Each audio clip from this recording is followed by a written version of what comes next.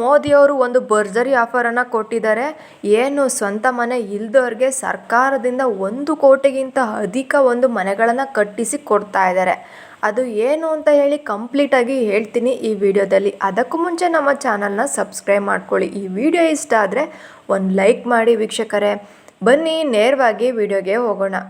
ಸ್ನೇಹಿತರೆ, ನಮ್ಮ ಕೇಂದ್ರದ ಒಂದು ಬಜೆಟ್ ಕೂಡ ಆಯಿತು ಇತ್ತೀಚೆಗೆ. ಅದರಲ್ಲಿ 10 ಲಕ್ಷ ಕೋಟಿ ಹೂಡಿಕೆದಾರರೊಂದಿಗೆ ಒಂದು ನಗರ ವಸತಿ ಒಂದು ಪ್ರಮುಖ ಒಂದು ಯೋಜನೆನ ನಮ್ಮ ಸರ್ಕಾರ ಜಾರಿಗೆ ಮಾಡಿದೆ. ನಮ್ಮ ಒಂದು ಸರ್ಕಾರದ ಹಿತದೃಷ್ಟಿ ಏನು ಅಂದರೆ, ಬಡ ಮತ್ತು ಮಧ್ಯಮ ವರ್ಗದ ಕುಟುಂಬಗಳಿಗೆ ವಸತಿ ಅಗತ್ಯಗಳನ್ನು ಪೂರೈಸಲು, ಅಂದರೆ ಅವರಿಗೆ ಏನು ನೀಡ್ ಬೇಕಿದೆ, ಆಹಾರದೇ ಆಗಿರಲಿ ಅಥವಾ ಒಂದು ಗೃಹ ಯೋಜನೆ ಆಗಿರಲಿ ಅಥವಾ ಏನೇ ಆಗಿರಲಿ, ಅದನ್ನು ಪೂರೈಕೆ ಮಾಡಬೇಕು ಅನ್ನೋದು ನಮ್ಮ ಪ್ರಧಾನಮಂತ್ರಿಗಳ ಒಂದು ಆವಾಸ್ ಯೋಜನೆ ಅಡಿಯಲ್ಲಿ. ಆವಾಸ್ ಯೋಜನೆ ಅಂದರೆ ಎಲ್ರಿಗೂ ಕೂಡ ಗೊತ್ತಿದೆ, ಒಂದು ಮನೆ ಇರೋದಕ್ಕೆ ಒಂದು ಸೂರು ಅನ್ನೋದು ಬೇಕಿರುತ್ತೆ ಎಲ್ರಿಗೂ ಕೂಡ. ಅದರಲ್ಲಿ ನಿರ್ಮಲಾ ಸೀತಾರಾಮನ್ ಅವರು ಒಂದು ಯೋಜನೆನ ತೊಗೊಂಬಂದಿದ್ದಾರಂತೆ. 10 ಲಕ್ಷ ಕೋಟಿಗಿಂತ ಅಧಿಕವಾಗಿರುವಂಥ ಮನೆಗಳನ್ನು ಕಟ್ಟಿಸ್ಕೊಡ್ಬೇಕು ನಾವು ಅಂತ ಹೇಳಿದಾರಂತೆ. ಇದು ಮುಂದಿನ ಒಂದು 5 ವರ್ಷಗಳಲ್ಲಿ ಇದನ್ನು ನಾವು ಸಂಪೂರ್ಣವಾಗಿ ಪೂರೈಸ್ಕೊಂಡ್ಬಿಡ್ತೀವಿ ಅಂತೇಳಿ ಕೂಡ ಅವರು ತಿಳಿಸಿದ್ದಾರೆ. ಇದಕ್ಕೆ ಕಂಪ್ಲೀಟಾಗಿ ಎಲ್ಲ ಕಡೆಯಿಂದಲೂ ಕೂಡ ಒಳ್ಳೆ ಬೆಂಬಲ ಕೂಡ ಸಿಕ್ಕಿದೆ ಸರ್ಕಾರದಲ್ಲಿ.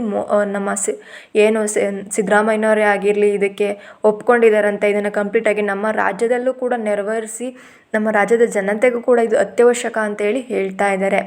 ಒಂದು ಮನೆ ಖರೀದಾರರು ಏನು ಮೇಲೆ ಆರ್ಥಿಕ ಹೊರೆಯನ್ನು ಸುಲಭವಾಗಿ ಒಂದು ಕಮ್ಮಿ ಮಾಡಬೇಕು ಅಂತೇಳಿ ಅವರಿಗೆ ಒಂದು ಬಡ್ಡಿಯನ್ನಾಗಿರಲಿ, ಕಡಿಮೆ ಬಡ್ಡಿಯಾಗಿರಲಿ, ಸಬ್ಸಿಡಿಗಳನ್ನಾಗಿರಲಿ, ಅವರಿಗೆ ಒಂದು ಕೈಗೆಟುಕುವಂಥ ಸಾಲಗಳನ್ನು ನಾವು ಕೊಡ್ತಾ ಇದ್ದೀವಿ ಇದಕ್ಕೋಸ್ಕರ ಅಂತಲೂ ಕೂಡ. ಒಂದು ಜೊತೆಗೆ ಏನು ಹೇಳಿದರೆ ಅವರು ಯೂನಿಯನ್ ಬಡ್ಜೆಟಲ್ಲಿ 2024-25ರಲ್ಲಿ ಒಂದು ಜನಸಂಖ್ಯೆಗೆ, ನಮ್ಮ ದೇಶದಲ್ಲಿ ತುಂಬ ಜನಸಂಖ್ಯೆ ಇದೆ ಅಂತ ಗೊತ್ತು, ಅದರ ಒಂದು ದೃಷ್ಟಿಯಿಂದ ನಾವು ಕೈಗೆಟಕುವಂಥ ವಸತಿಗಳನ್ನು ನಾವು ಕೊಡ್ತೀವಿ ಅನ್ನೋದೇ ನಮ್ಮ ಗುರಿ, ನಮ್ಮ ಧ್ಯೇಯ ಆಗಿದೆ, ನಮ್ಮ ಸರ್ಕಾರದ ಧ್ಯೇಯ ಆಗಿದೆ ಅಂತೇಳಿ ನಮ್ಮ ಒಂದು ನರೇಂದ್ರ ಮೋದಿಯವರು 3ನೇ ಬಾರಿಯಾಗಿ ಪ್ರಧಾನಮಂತ್ರಿಗಳಾಗಿರೋದ್ರಿಂದ ಇದೊಂದು ನಮ್ಮ ಕಡೆಯಿಂದ ಒಂದು ಉಡುಗೊರೆ, ನಮ್ಮ ಜನಸಾಮಾನ್ಯರಿಗೆ ಉಡುಗೊರೆ ಅಂತಲೂ ಕೂಡ ಹೇಳಿದ್ದಾರೆ. ಹೆಚ್ಚುವರಿಯಾಗಿ ಸಾರ್ವಜನಿಕ ಮತ್ತು ಖಾಸಗಿ ಒಂದು ಮೂಲಕ ಕೈಗಾರಿಕಾ ಕಾರ್ಮಿಕರಿಗೆ ಒಂದು ಬಾಡಿಗೆ ವಸತಿಯನ್ನು ಒದಗಿಸುವ ಮೂಲಕ ಈ ಬಜೆಟನ್ನು ಒಂದು ವಿವರಿಸ್ತಾ ಇದ್ರು ಅವರು. ಇದ್ರ ಜೊತೆಗೆ ಇನ್ನೂ ಕೂಡ ಹೆಚ್ಚಿನದಾಗಿ ಅವರು ಗಮನದಲ್ಲಿಟ್ಕೊಂಡಿರ್ತಾರೆ. ತುಂಬ ಜನ ಮಧ್ಯಮ ವರ್ಗದವರಿಗೆ ಬಾಡಿಗೆನೂ ಕೂಡ ಕಟ್ಟೋದಕ್ಕೆ ಆಗ್ತಾ ಇರೋದಿಲ್ಲ, ತುಂಬ ಮನೆಯಲ್ಲಿ ತುಂಬ ಕಷ್ಟ ಇರುತ್ತೆ, ಅಂಥವ್ರಿಗೂ ಕೂಡ ನಾನಾ ರೀತಿ ಯೋಜನೆಗಳನ್ನು ತೊಗೊಂಬಂದರು. ಗ್ರಾಮೀಣ ಮತ್ತು ನಗರ ಪ್ರದೇಶದಲ್ಲಿ ಒಂದು PMAY ಒಂದು ಈ ಅಡಿಯಲ್ಲಿ ಹೆಚ್ಚುವರಿಯಾಗಿ 3 ಕೋಟಿ ಮನೆಗಳ ಒಂದು ನಿರ್ಮಾಣಕ್ಕೂ ಕೂಡ ಹಂಚಿಕೆಗೂ ಕೂಡ ಒಂದು ಹೆಚ್ಚಿನದಾಗಿ ಗಣನೀಯವಾಗಿ ತೆಗೆದುಕೊಂಡಿದೆ ಸರ್ಕಾರ ಅಂತಲೂ ಕೂಡ ಅವರು ತಿಳಿಸ್ತಾ ಇದ್ರು. ಇದ್ರ ಹೆಚ್ಚಿನದಾಗಿ ನಮ್ಮ ಒಂದು ಗುರಿ ಕೈಗೆಟುಕುವ ವಸತಿಗಳನ್ನು ವಿಸ್ತರಿಸುವುದು ಮತ್ತು ಜನಸಾಮಾನ್ಯರಿಗೆ ಒದಗಿಸುವುದೇ ನಮ್ಮ ಸರ್ಕಾರದ ಬದ್ಧತೆ ಅಂತ ಹೇಳಿ ಅವರು ಕೂಡ ಅಲ್ಲಿ ಅದನ್ನು ತೋರಿಸ್ತಾ ಇದ್ದಾರೆ. ಇನ್ನು ಒಂದು ನೈಟ್ ಫ್ರಾಕ್ ಇಂಡಿಯನ್ ಅಂತ ಹೇಳಿ ಒಂದು ಕಂಪ್ನಿ ಕೂಡ ಇದೆ. ಅಲ್ಲಿ ಒಂದು ಕೈಗಾರಿಕಾ ಕಾರ್ಮಿಕರಿಗೆ ಒಂದು ಈ ಶೈಲಿಯ ಬಾಡಿಗೆ ಒಂದು ವಸತಿಗಳನ್ನು ನಿರ್ದಿಷ್ಟ ಗಮನದಡಿ ಒದಗಿಸ್ಕೊಡ್ತಾ ಇದ್ದೀವಿ. 1.5 ಕೋಟಿಗಿಂತ ಅಧಿಕ ಮನೆಗಳನ್ನು ನಾವು ಕೊಡ್ತಾ ಇದ್ದೀವಿ ಅಂತಲೂ ಕೂಡ ಹೇಳ್ತಾ ಇದ್ದಾರೆ.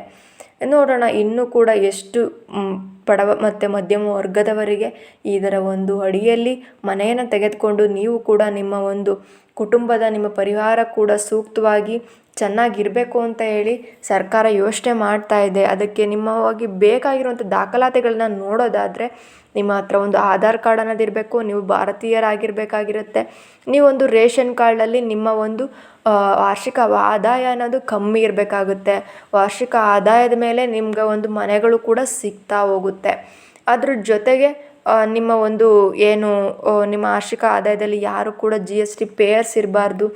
ಎಲ್ಲರೂ ಕೂಡ ಒಂದು ಬಡ ವರ್ಗದಾಗಿರೋದ್ರೆ ಯಾವುದೇ ರೀತಿಯ ತೊಂದರೆಗಳು ಆಗೋದಿಲ್ಲ. ನೋಡೋಣ, ನಿಮ್ಮ ಅರ್ಜಿಯನ್ನು ಬಿಟ್ಟ ತಕ್ಷಣ ನಾವು ಇನ್ನೊಂದು ಸಲ ಪ್ರಕಟಣೆಯನ್ನು ಮಾಡ್ತೀವಿ. ನೋಡೋಣ, ಇನ್ನೂ ಕೂಡ ಬಿಟ್ಟಿಲ್ಲ. ಇದೇ ರೀತಿಯ ಮಾಹಿತಿಗಾಗಿ ನಮ್ಮ ಚಾನಲ್ನ ಸಬ್ಸ್ಕ್ರೈಬ್ ಮಾಡ್ಕೊಳ್ಳಿ. ವಿಡಿಯೋ ಇಷ್ಟ ಆದರೆ ಒಂದು ಲೈಕ್ ಮಾಡಿ. ಥ್ಯಾಂಕ್ ಯು, ಧನ್ಯವಾದಗಳು.